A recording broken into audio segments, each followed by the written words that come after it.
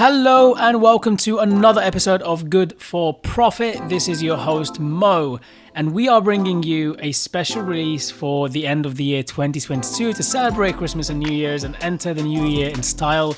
We're bringing you around 10 conversations with mostly founders of tech for good startups, but also founders of businesses that are for profit and for good at the same time, as is the theme of the podcast.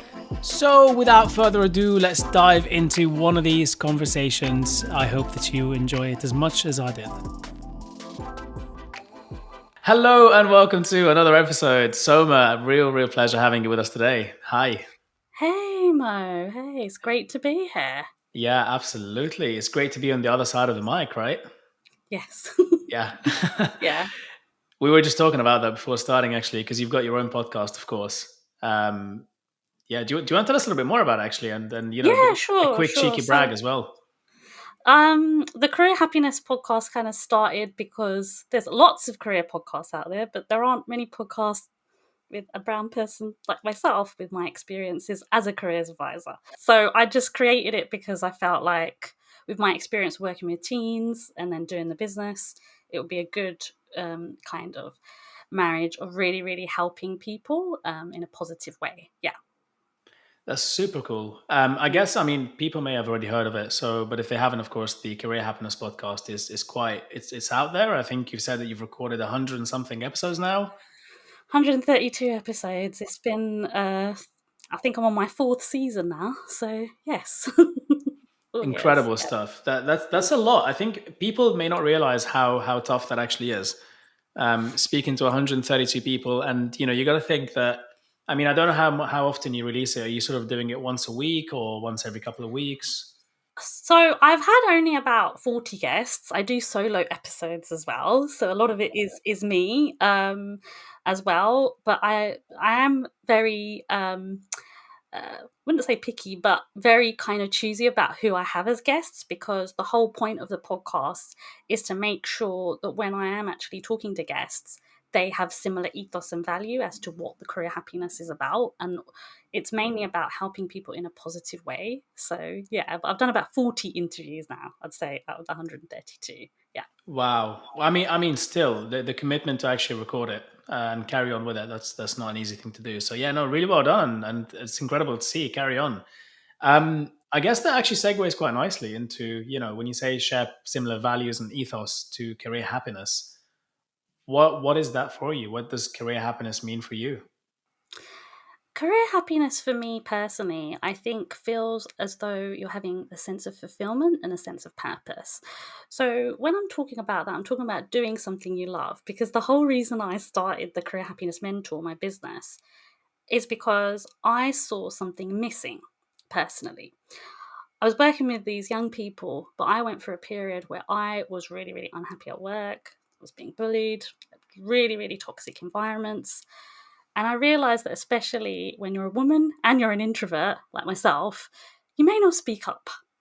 So for me, career happiness is about having a sense of purpose, a sense of fulfillment, being happy with your work. But more than that, Mo, I would say it's about loving your work, because I love working with people. I light up. I mean, I'm a people person. It's who I am. So for me, it's that sense of fulfillment that you're making a difference to other people. But that's kind of what I would say in a nutshell. Yeah. Quite a bit there. I'm so sorry to hear you went through the experience. That must have been really tough for you to, but bullying in the workplace is a real thing Mm, that not many people, I suppose people are more outspoken about it now, which is really yeah. good. But it is definitely a real thing, and that can't be easy to go through. Did Did you Mm. have any support at the time? I'm very candid and I speak very honestly about this. I did mention that I wasn't happy. I didn't use the word bullying, because when you're being bullied, you don't even know you're being bullied. Mo, it's kind of like weird. You think, oh, you leave this thing behind when you're in secondary school. You don't think it's going to happen to you in the workplace. So when you mean support, I had support from my husband, I had support from my family emotionally, but not any support from my workplace. And that's why I left that workplace, because I was almost gaslighted into a situation where my manager at the time, when I was saying this woman is after me, she was like, oh, you've worked with difficult people before, Soma, I'm sure it's just a difficult person. And I knew it wasn't a difficult person because she was making my life a living hell. So no, it was quite yeah, it was quite an intense period. But I got over it, and I'm glad I went through it, Mo, because it's why I started the business in a way. So yeah. Yeah, that's definitely silver lining. I mean, sometimes it does take going through a really tough experience. Of course, there's not to justify the tough experience. We're probably better off without having people like that out there who are really mean, and it's probably just they actually need to work through a lot of stuff themselves. I think quite often when people bully others or cause pain to others like that, it's because they have a lot of issues themselves that they need to work through, and it's not to justify their behavior, but it's to understand where it comes from, and then perhaps there are some systematic changes that can help to alleviate those things and stop people being so mean to each other sometimes. But back to the point you were saying is that so sometimes going through tough scenarios like that can really change our perspective on things. And it's really interesting you mentioned this, because I was speaking with a friend literally last night, who was an academic researcher in sociology for about 15 years. And she wrote, her whole research was around failure, and what does it mean to fail, and how does failure affect different people, and what is it like if someone is an athlete and then they get they get an injury that ruins their career, and then how different people deal with that, and how different people, like the people's perspective, can really change how people deal with those situations. And it sounds to me like in your case, you went through a really tough time, but your perspective on it was sort of, you kind of handled it in a way where you actually grew out of it. In a way, you kind of turned it around and actually did something this even more meaningful to you than what you were doing previously. Is that right? Oh, definitely, Mo. I always felt Wow. like something was missing. I always wanted to have a business. I kind of had a practice business before in 2013. When I say practice, Okay. I mean It's it good to wasn't. have a practice run. I mean, it can be hard. Sure. What I mean by that is I wasn't really putting my heart and soul into it. It was there. I was trying to put myself out there, but I think going through the bad experience gave me the catalyst to realize Hmm. actually when I branded my website and I went through an evolution of things, that actually this is what I want to do. And it's interesting you mentioned failure because I did an episode about failure on my Oh, podcast. amazing. But one of my favorite podcasts is How to Fail, Elizabeth Day's podcast. I love that podcast Wow. because it's all about failure and it's all about. So she talks to like celebrities about failures and what they've learned, and they have to share 3 failures. Amazing. I But don't think I've heard of that one. That's incredible. it's a brilliant podcast. She was talking to David Baddiel the other day about Okay. his failures and how he was heckled at this conference that he went to where he had to Oh, do a wow. comedy act. And you're kind of you don't imagine these stories coming out from these people, but they go through failures. We just Of don't hear course. about it, Of do course. we? Yeah. Hmm. And they handle it in a way where they just carry on. They Yeah, sort of take it on the chin and learn from it and carry on. exactly. Um, yeah, comedians have a particularly tough time. I feel with with this. It can't be easy to go on stage and just Mm, have a bunch of people. Even if you just make a joke that you thought was really funny in your mind and no one's mm, laughing, like that yeah. alone must be quite daunting. Mm. Um, so you shifted into career happiness from this, from that situation, and I mean, right now you work with women and helping women with their careers to get better, to improve, to perhaps get that pay rise, to perhaps change career completely. But I understand you also do work with parents and teenagers. Is that right? It's going to help them navigate that world too. So that kind of happened a little bit by accident, the parents of teenagers. I do work with women, and I started working with women in a very kind of succinct way, in the way that I was mainly helping them with LinkedIn and CV. And then as I started sharing more of my vulnerable side and my stories around burnout and bullying and everything, more and more women were coming to me with those kind of issues, Mo, and I realized that I could really, really help them with that.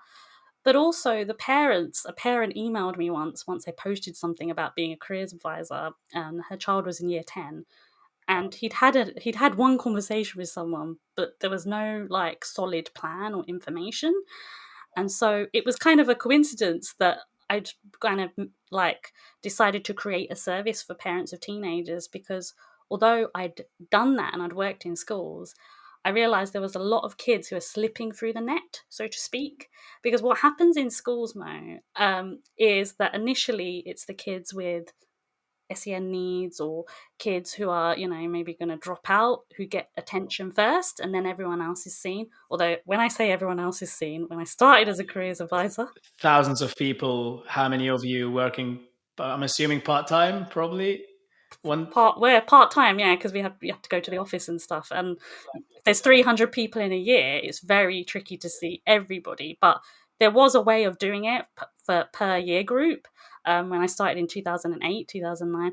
But when, not to get too political, but when the government Sure. changed, but I'm going to go there, things changed and it became Shout out. privatized. Yeah, Yeah. it became privatized, and it meant that a lot of schools had to cut on their career funding. So what that meant is schools now, and that's one of the main reasons why I had difficulties in one of the last schools I worked in, a few years ago, is that they were telling me who I needed to see, and it wasn't bespoke. And I had a situation where a young girl knocked on my door. She was an A-star student, and she just had general questions, Mo, about university, and I was told off for seeing her. And I'm like, I have an open door policy. You're saying that I can't talk to her just because you want her to stay on in school, when you're more concerned about your, league tables than the welfare of a child.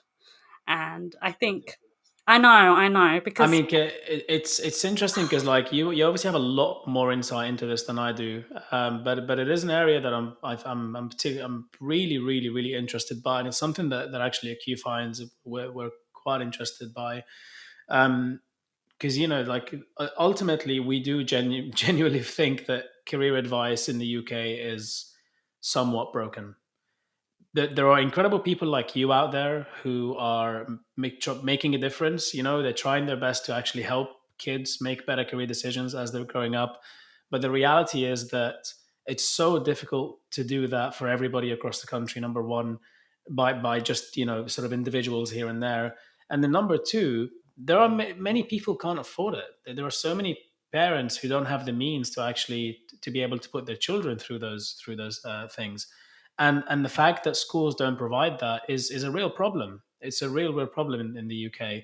Um, yeah, and I think technology. I don't know how you feel about this. We can touch on this later and have a conversation around that. But I think technology has a big role to play here to help with this. Um, what are the criteria again that schools need to? Is it the GASB? yeah, it's the 8 Gatsby benchmarks, exactly. So most schools do have a framework, and I've been doing some research, because I'm always like a bit geeky and doing my own research. I've been looking at a lot of the schools that Geeky is have, great. yeah, and seeing what they provide. A lot of schools, like in areas in East London, in Redbridge and stuff, even though I'm based in Northwest, and seeing what they provide. And some of the schools have careers advisors in house, and some of them have maybe like a head of careers, and they have a curriculum.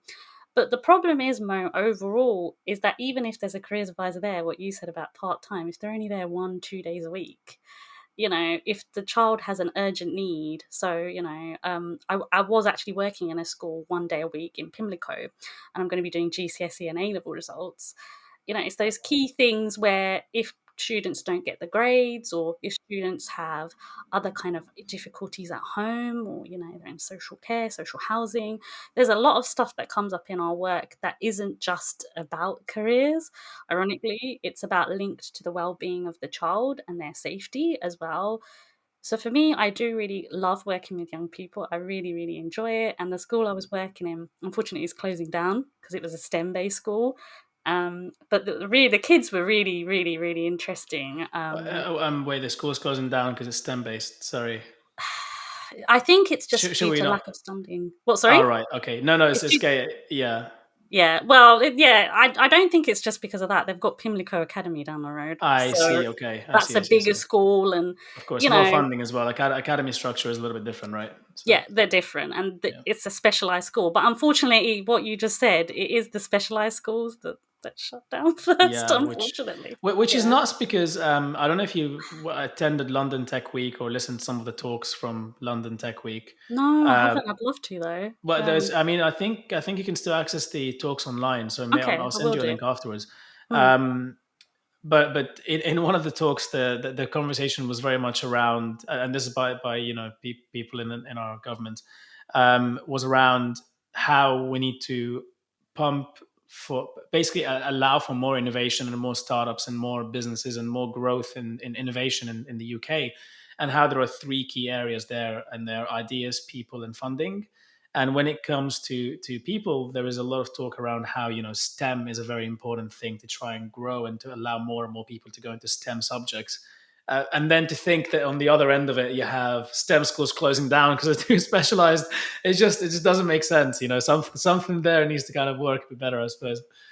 Yeah. No, no, Yeah. I completely agree with you, Mo, and it's really disheartening because a lot of the girls who are in that school, especially, and I'm a big advocate of that because obviously I work with women, but I'm also about women going more into engineering and technology Mm, because I think in general, although it's slowly happening, when I've done my research and I've contributed to articles, the stats, the numbers are just shocking. really? Sorry, shocking. Yeah. Okay. Wow. Because there's still a huge gender disparity because obviously if women have babies and things like that, it's this whole thing around what support they have and flexible working, and there isn't really always a lot of flexible work in technology based careers, unfortunately. So yeah, but Mm. that's a whole nother issue, but I thought I'd bring that up as well because I think that's important to factor in, I think, later on. Yeah. Well, no, absolutely, and I mean, you do a lot of work with women now as well. Mm. So, do you find that there is part of the advice that you give is around how to have that flexibility, or does it tend to be very much, how do I grow and get the best out of my career and do what I'm passionate about? A bit of both, really, because I Okay. think the flexibility, if I can be honest, the way that the work has changed is that obviously a lot of companies now are trying this whole 4-day week, which I have mixed opinions about, if I can be honest, Yeah, me too. because sometimes it leads to burnout and all of that other stuff.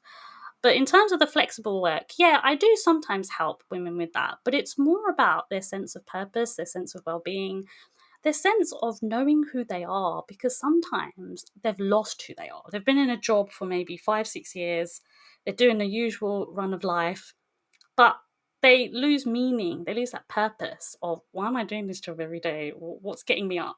And then to add in the extra element of the problems I've seen working with women is that many of the women are not used to working from home. And then, if they've got kids at home or a whole family at home, it's juggling all of those plates. So I actually think burnout has got worse. But yeah, those are kind of some of the things that I see come up time and time again. Yeah. And of course there are different ways to cope with that, but just kind of going, and this is what you're you're very good at and you help with. um Going back to the burnout has increased. I mean, it I don't remember the stats, but I seem to remember there were some stats around this where when people started working from home, they actually ended up working more hours than they would in the office. I mean, that was very much the case for me personally when lockdown happened and I was working from home. It's lockdown, so there's not much there. Yes, I'm spending time with family, friends, whatever, like if they're within the circle. um but my life pretty much was working out and working and speaking with my girlfriend at the time. That was that was like most of what I did on a day-to-day basis. And I think work took up a big chunk of that, just mainly because like it's something to do while I'm at home. So do you find that this still carries on even after lockdown? So with the whole working from home. Okay. The reason I say that, it's very timely what you're saying. On my LinkedIn page, I just posted an article. I haven't written about it yet, but I've spoken about it on my podcast. BBC Work Life wrote an article about how working from home, not only just the burnout, but it's actually affecting people's emotional and mental well-being. People are having more mental health issues, depression, anxiety, because what's happening is it's not just about the balance. And I don't want to use the word balance because that word is I thrown mean, I around don't like so that word much. either. Because yeah, Yeah. there's another reason why I don't like it, but you carry on first. Oh, okay. Yeah, but it's not just about that. I think in terms of the article itself, what I found interesting, what I'm seeing with my clients, the pattern, right, is that unfortunately, when people are working from home, it's this inability to say the word no when they're given work. It's this inability of, managing the childcare responsibility. It's the inability of at night time, if they've still got work and they haven't done it during the day, they're working till 1, 2 o'clock in the morning. And then overall, their sleep is rubbish because they're looking at a screen or they're looking at their phone. And it's having at physical health and mental health impact. So I think it's still there because majority of people I know, I don't know about yourself, my friends, my family, they're still working from home. I'd say 80% of them are still working from home, pretty much. Yeah, I mean Yeah. it's very much hybrid. I mean for us at Q Find, it's we're very hybrid. People can work from the office if they want to, work from home if they want to. I think for me personally, I try to get out as much as possible and work, but that's also because I'm quite extroverted and I like being around people. I like talking to people and meeting different faces. I think my energy levels can become a lot lower if I don't have that interaction on a regular basis. But at the same time, to your point, it's so true. It's the lack of compartmentalization in a way, right? And I think it was CGP Grey on YouTube. It's this YouTube channel that does these. The most okay. If you ever want to get stuck in a YouTube wormhole, just watch some CGP Grey. You'll be there for Okay. a while. But they did this one video when lockdown started about how to kind of think about being in the same room for so long in like the bedroom or the flat or whatever it may be, but how to think about compartmentalizing the space so that you can create a bit of a barrier between these things, like sleep shouldn't mix with work and work shouldn't mix with exercise, and it's like how can you try and arrange the space around you in a way so that things are done in a better way so you don't kind of mix them too much. And of course that was because of a necessity. We had to be at home and work, but now I guess it's a do we need to be at home to work? Can we go to the office a bit more if you want to? But then are people also kind of in a new comfort zone, Yeah. you Mm, know? yeah, no, I definitely agree with that. There is a comfort zone ability. I mean, I've been working from home for 6, 7 years now. I started way before, but when I got this job at the school last October that I was working, I'm not working there anymore now because summer has, come around. It was nice to get out of the house, especially after the lockdown, because I think for me personally, and I suffer from mild anxiety anyway, I was finding it difficult to leave the house. So it gave me that impetus. And I was sharing that online. And when I was sharing that online, I was seeing my clients and other people coming to me saying, Soma, you're not the only one. I'm also going through the same thing. But I also think that anxiety has increased because some people are still finding it hard, Mo, to step outside the house still, even though we're still socializing and there's a lot more, you know, things going on. I think some people are still struggling with that a little bit. Yeah. Getting used to it again. Hmm. From the women that you work with, do you find that, I mean, I don't know whether you've seen any trends or anything like that, or whether you sort of, I mean, feel free to say that you don't have enough data or whatever. Don't feel like you need to give you need to give an opinion. But do you? I don't know if you've done any work with males as well with career advice, or is it just primarily females that you've been focusing on?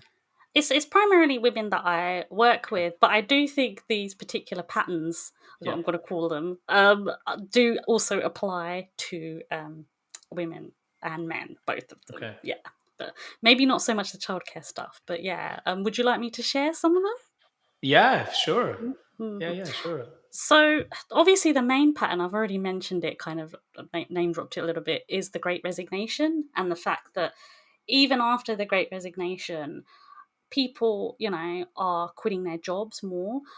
When I was working with women before the pandemic, what was I noticing was that they were unhappy at work, but they weren't necessarily handing in their notice. They were a bit like, "Oh, I can't, that safety net, that financial, thing is there, can't do it, can't cut the apron strings." But I noticed after the pandemic, more of them were being brave and saying, nope, I'm going now, Soma. And I'm going because this has happened. I've lost family members. That's happened. I can't take it anymore. Boom. All right. The other thing that I noticed as well, even online when I was reading articles and things with the great resignation, is that more women were starting startups, businesses, side hustles, which obviously I was really excited about because I was just like, wow, people are really going for it. But I also think that men were doing that as well. And if we put both sexes into that, yeah, definitely. I've already mentioned burnout and working from home. It's a definite pattern and it's ongoing, unfortunately. But also, the last thing I'd say is that parents, especially, have been re-evaluating their values as a parent, what they want, not just with flexible working, but many of them have actually been just quitting their job to just be a parent, those kind of things. I know that sounds quite extreme, but it doesn't mean they're quitting completely. They're just quitting for a while, having a sabbatical, or just they know they need to concentrate. Unfortunately, I've been hearing as well from my own reading, that more and more kids, being diagnosed with conditions like autism, ADHD. So that means, as a parent, kids need their mum or their dad to be there. Yeah, more attention and support. So those are kind of some of the things I've been seeing. But flexibility and freedom are the two words that come up so much when I'm working with my clients, and I think everybody is craving that more and more. Flexibility and freedom. Wow. So on that then, um, of course, I mean, some of the people listening to this will be very much people in a position who are looking to make a career change, or looking to apply for new roles or get a promotion, or perhaps have more flexibility and freedom in their life generally. So, and how that relates to their career. What sorts of things can people do to kind of start getting on that road? Perhaps not everyone is in a position where they can speak with a careers advisor. Perhaps some of them are, of course, and if they are, then that's something that may be very useful. Of course, you can reach out to Soma as well. I haven't asked for your permission to say that, but I've said it anyway. But what else do you think people can do, and especially women can do, to try and have more flexibility and freedom? This is a really, really interesting question because everyone is so different, Mo. It's the first thing Hmm. I'm going to say before I kind of get into the kind of tips of it. Sure. Everyone is so different, and everyone has different upbringings, lifestyles, etc. So the way that I also work, the reason I'm saying that is I work in a very bespoke way. No person is the same, and I work with people from all different cultures and backgrounds as well, and ages from like 28 to 50. Very Wow. wide Yeah, age it's age very age broad. range going on there. But the first thing I'd say that they need to do, if they really want more flexible work, if they want to be happier at work, is to look after their health first. I've recently done a podcast about being healthier, and that leads to career happiness. If you have bad habits whilst working from home or even going to the office, and I'm Like not talking about what, sorry? mm, like a drawer full of snacks. Well, we are, Yeah. well, yeah.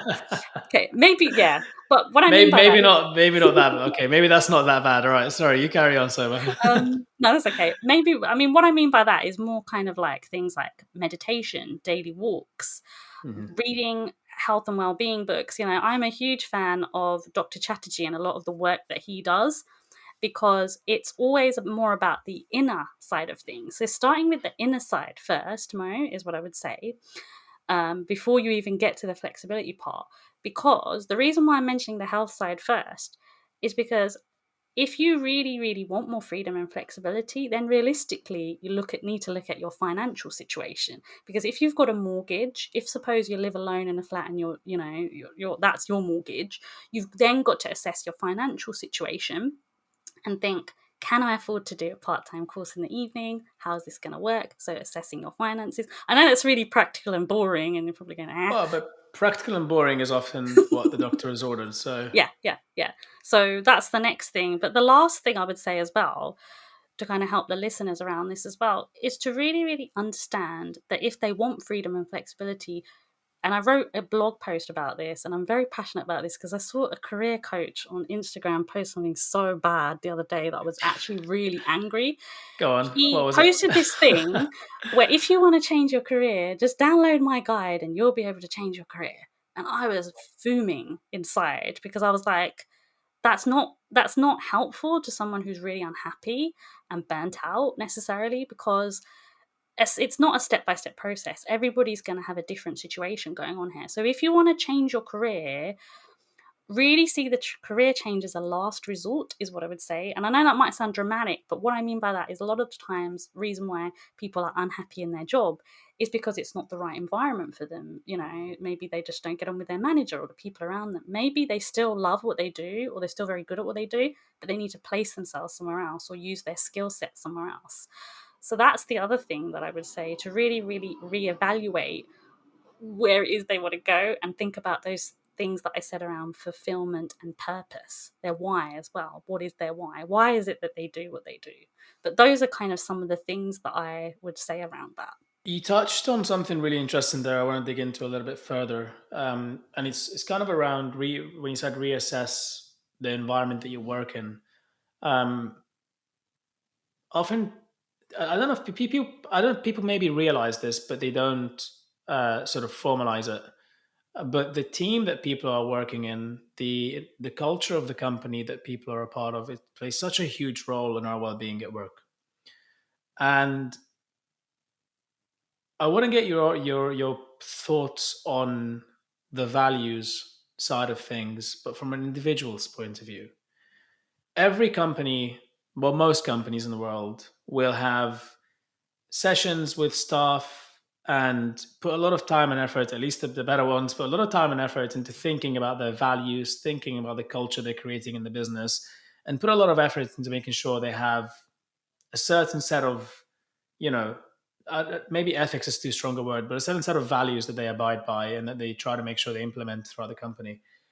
And that's really important to have because, creating that culture is something that needs to be done deliberately rather than just kind of letting it happen over time. I suppose it's an element of both, but the deliberate part is very important too. Do people, in your opinion, spend enough time to consider what their own values are so that when they go to choose companies to work in, they choosing somewhere that's a bit more appropriate for them? This is a really interesting question, Mo, because this is something I'm super passionate about, actually. Like, I'm so passionate about this.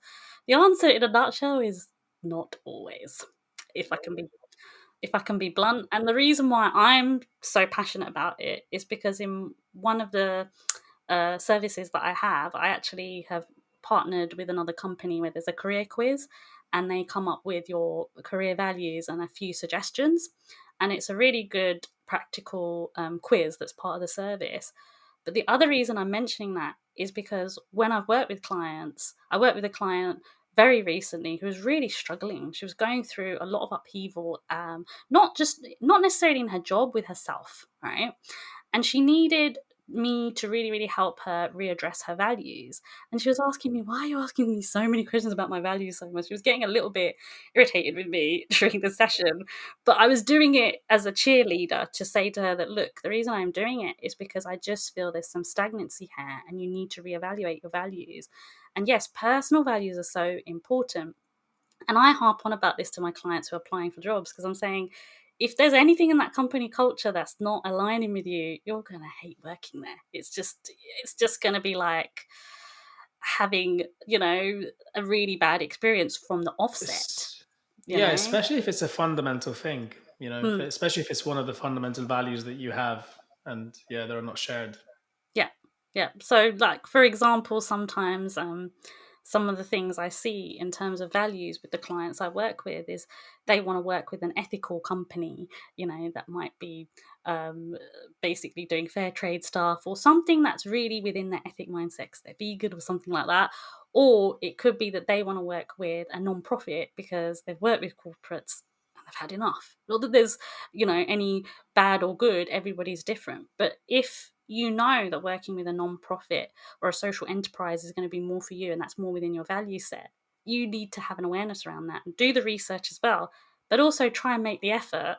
I always believe in due diligence by trying to talk to someone who already works there and see if you're going to vibe with those people, because if you feel there's no alignment, it's not worth you going to work there. I mean, I firmly believe that anyway.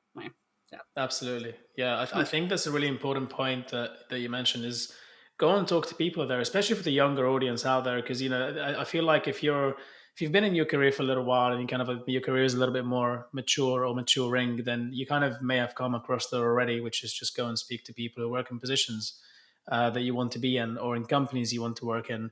But especially for the younger audience, that you may not realize that this is very much something you can do. You can just go and find someone on LinkedIn and just kind of quote unquote knock on their door and see what it's like to work there and ask them some questions around what they do. And more often than not, people are pretty willing to help because they've been in that situation before as well. But also just to not give up if people don't respond to you straight away. And that's something I'd say too. Just to add as a caveat is that sometimes people are very busy and they may take a while to get back, and so don't take that as like it's not a rejection. It's more just that life can be quite busy for a lot of people. Um, but yeah, so it's really interesting. You see that too around the values thing because how do you think people currently decide? So if people don't know what their values are, I mean, people kind of have a sense for what their values are, but they don't really properly think about them in many cases. But if they don't know what they are, um, how do you think people make a decision when it comes to picking a company right now? Like, is it just salary and like yeah, It's an interesting one because it almost reminds me of why do people pick certain careers, because they're kind of sometimes intrinsically linked weirdly, right? But I won't go into that because I'll try and answer your question. I don't want to go off on a tangent with this one. But what I will say is sometimes it's also to do with availability. That word, availability. The reason I say that is because I know a lot of people who got jobs during lockdown who were unemployed, like just for a few months, and they got a job. And so they saw a job with a company and they were like, okay, it fits my skills, boom, hurry up, let me get a job. Because there was this like panic of anxiety, right? So sometimes it's availability is the first thing.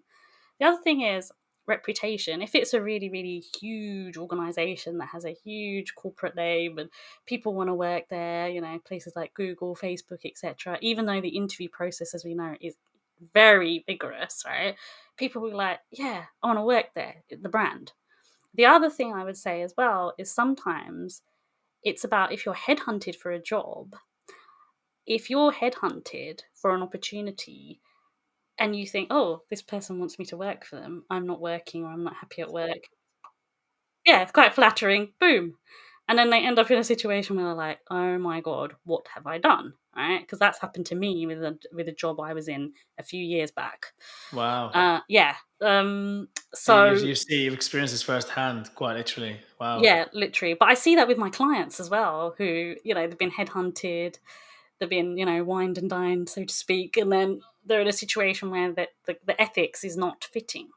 The other thing I would say is sometimes if that person is a carer, the reason why I'm mentioning the word carers a lot is because my mother-in-law is in a situation where she needs a lot of care. We don't live with her, but for me, carers are the people who get neglected the most, regardless of age. And the number of young carers going up in this country is increasing a lot. Of course. Right? Yeah. I mean, life expectancy is increasing as Yeah. well. We do have a bit of an aging population. It's Yeah. it's Mm. expected. Yeah. So for those people, it's about seeking out the opportunities that are flexible. So if it's part time or if it's near their house, even if it's not really what they want to do, it's the convenience. So a lot of different things is what I would say. And sometimes, even if there's something intrinsically, like I know a friend of a friend who was working for a company merely because it's just a drive away, but they don't believe in the company, And the reason I'm mentioning that is because sometimes people compromise on their value belief system because they feel they have to financially or for other reasons. So yeah. Wow. And what would you say to that? So say that somebody comes to you, they're unhappy, they're earning a decent salary, it's in a good location, but they just don't they don't agree with the values or ethics of the company at all, but they're carrying on anyway because it's paying them, but fundamentally they're unhappy. What would you say to them? I've already had a few clients. I'm not surprised. This is why I'm asking you. I'm I've looking for an already answer had from experience, Oh, actually. So yeah. I've already had a couple of clients. What I say to them is So part of being a careers advisor, because I'm not a career coach. The reason why I'm paraphrasing that for a minute is because with the careers advice qualification I have, it's much more around helping someone in a bespoke client-centered way. We're talking also about career counseling here, Mo. So my job isn't to tell them what to do. My job is, if they ask me a question on Soma, what do you think I should do? Which has come up more than once. I am honest with them and I say to them that, you know, if you feel this company isn't aligning with you, or if you feel you're burnt out or being left out, you know, unfortunately, bullying also is when people are excluded because they're older or because, you know, maybe they're a little bit outspoken and they get excluded from things because people think, oh, you know, don't really want to talk to that person. So what I initially say to them is just reevaluate what it is that you want, and if you're not happy there, you've got to change something. If it's that you still don't want to change the company, is there anywhere else that you could work within that company in a different department doing the same thing? And that's happened with some of my clients and they're happier now. You know, they haven't had to compromise on their value system. I've had a few clients who've done that. If it is that they're still staying there, and sometimes they come back to me. I've had a client like that who's come back to me because she's not changed. But she has got a promotion somewhere else. So it's about the mindset piece, but not just the mindset piece. You've got to take some action to change something. Whether it is that they take action on that, with my clients, it's not my role to tell them that they must do this or must do that. It's just my job to advise and try and facilitate that for them Ask as the much right as possible. questions. Yeah. Yeah, I think it's an interesting distinction between career coach and career advisor. That's quite important. Um, so, given that you've done that with a lot of clients and that you've worked with a lot of clients to try and figure out, you know, if they what their value system is and if they like places they work in and what's important to them and so on. I guess I want to try and flip it around and perhaps see if we can, if you have managed to get insights, kind of working at it from the opposite end into what companies can do to create better culture, to have more aligned staff that are more aligned with their mission, with their vision, with their values.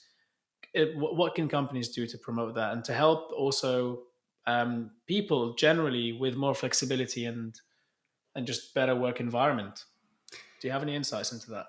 So it's an interesting one because I think with companies, it depends on the company. And, you know, I'm speaking from a general standpoint of seeing from my clients and other companies that I've worked for myself, because I have worked in a couple of corporates who've employed careers advisors.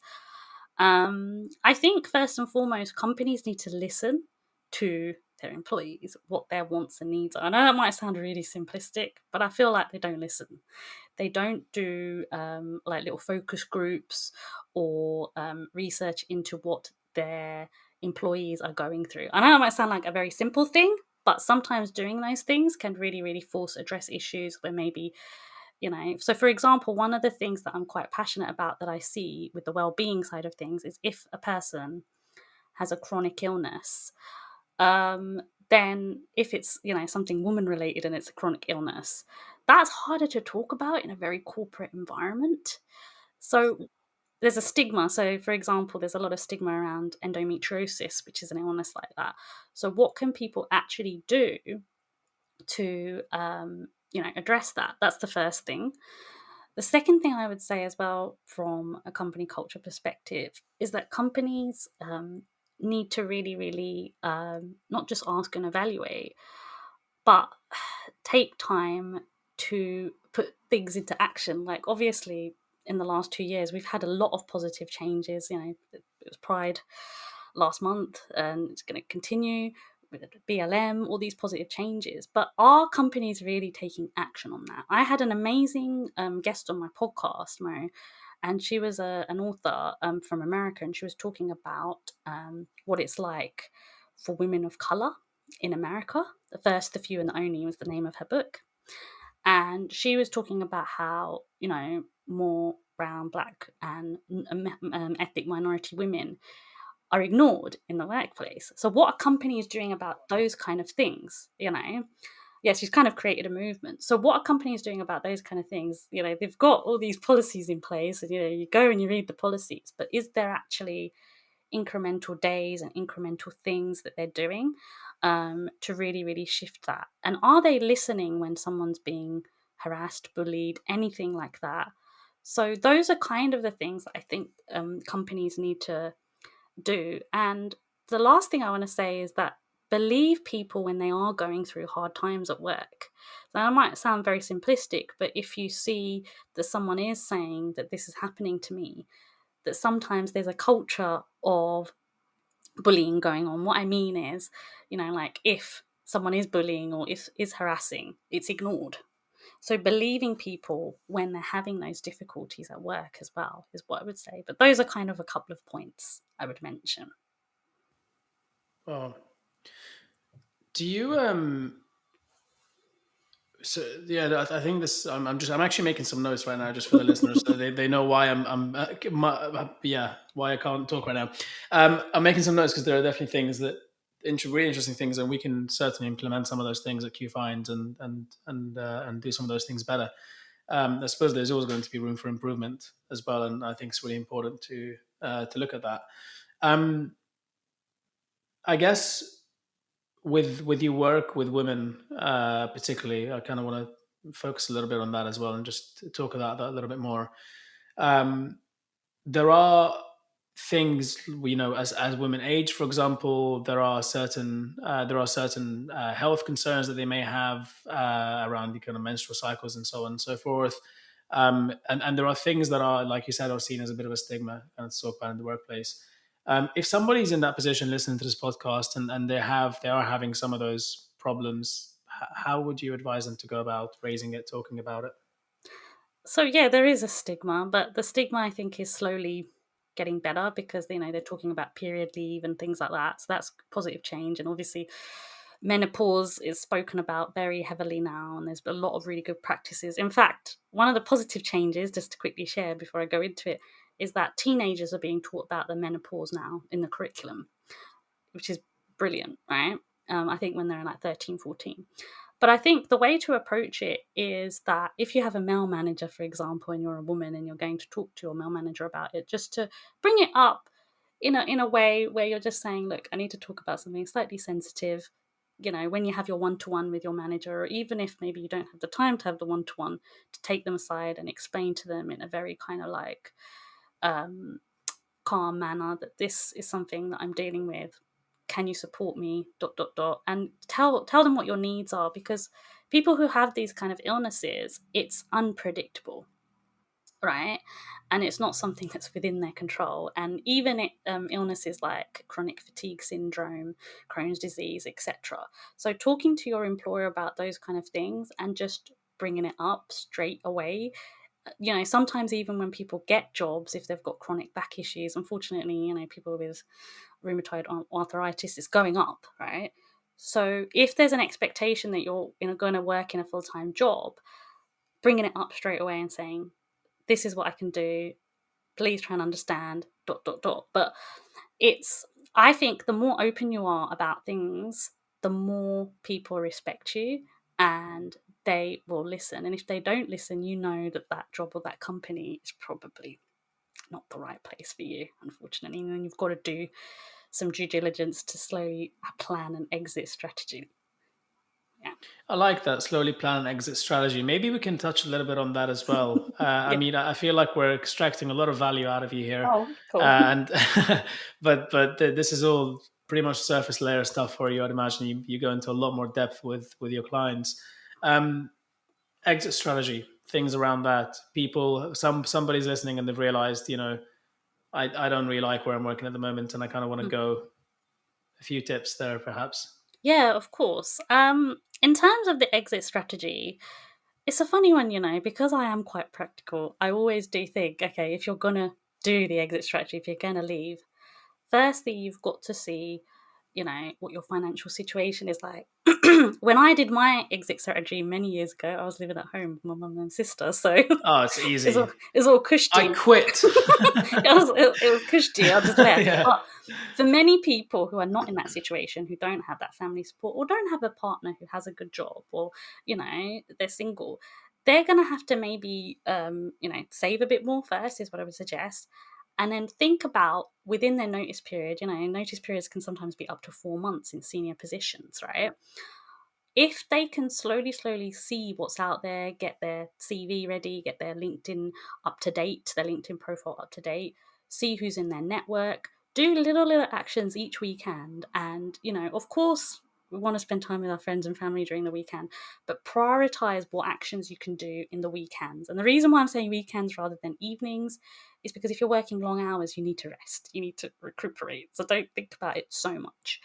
But I would say think about those actions first, getting cover letters ready bit by bit, and looking at the jobs that you can apply to through LinkedIn, through recruitment agencies, taking these steps bit by bit, but writing them out and planning them bit by bit, and doing them within a framework of about, you know, just at least a month before you give your notice period in, just in case, and then give your notice period, and then start to really, really see what's coming in with the job offers and things like that. And hopefully things will fall into place. If you still haven't got something, unfortunately, when your notice period comes, just keep on going. And most people do find a job. I work with clients who are in that position sometimes, and they get something within less than 6 months because you I have mean, to keep on there's it. a lot of things out there. Yeah, Yeah. there's.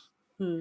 You mentioned recruitment agencies. You mentioned LinkedIn. I'll Yeah. also just quickly plug in QFind as another place Yeah, that of you can course. Q finds. Yeah. you can Mm. find jobs. Um, Brilliant. Yeah, I think that's really cool, and I think it can be a very empowering thing to actually decide to change your career, or to do something different if that's the right move. I think as well. I'm not sure who I was speaking with about this. I think it was some sort of financial planner, um, and they were talking about how like the best practice is to have sort of around 6 to 12 months, somewhere within that region, of money available in a pot somewhere, so that for making career changes, especially as you mature in your career and as your career develops and becomes more and more senior, then it takes longer to make those changes and to find a job that really suits you and what you're looking for.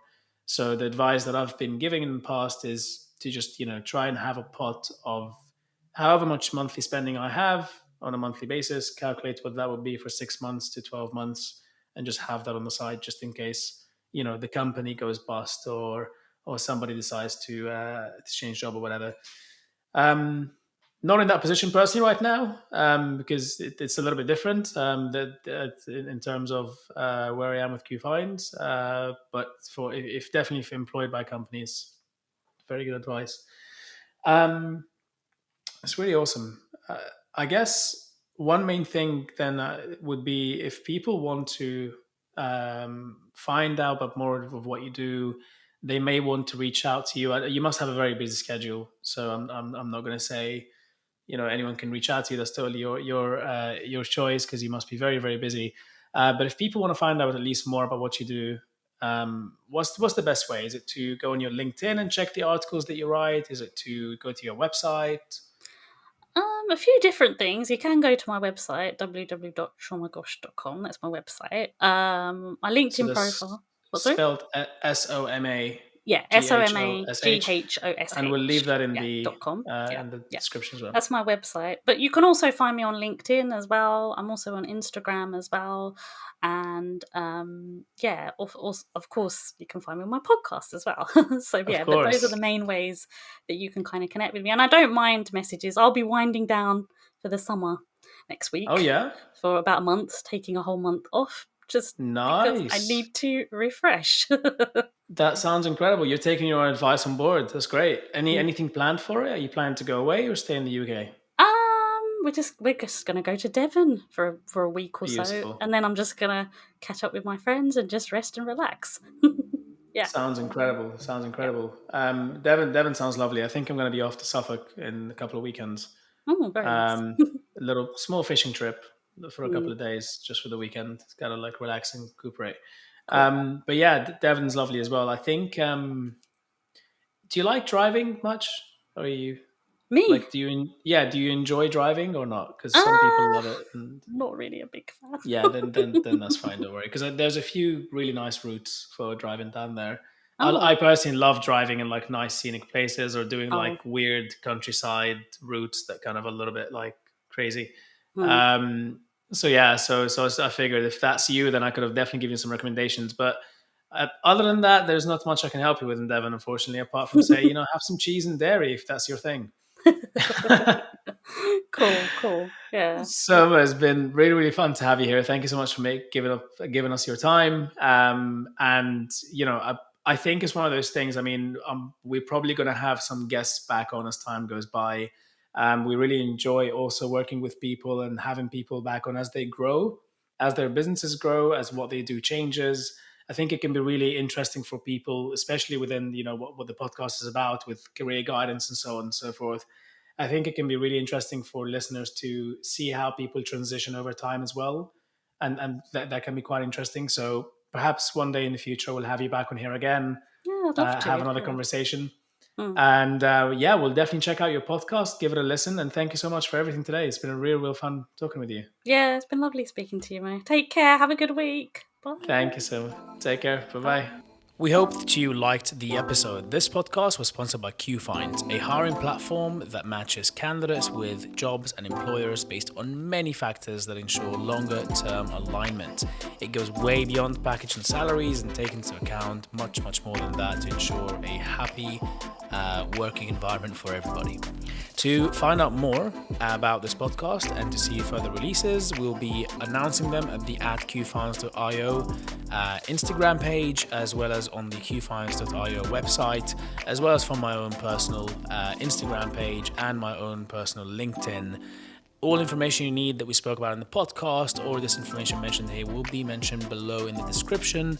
So take a look, visit those links, and if you like anything or want to get in touch, please do. And lastly, stay tuned for more. Have an amazing week ahead of you.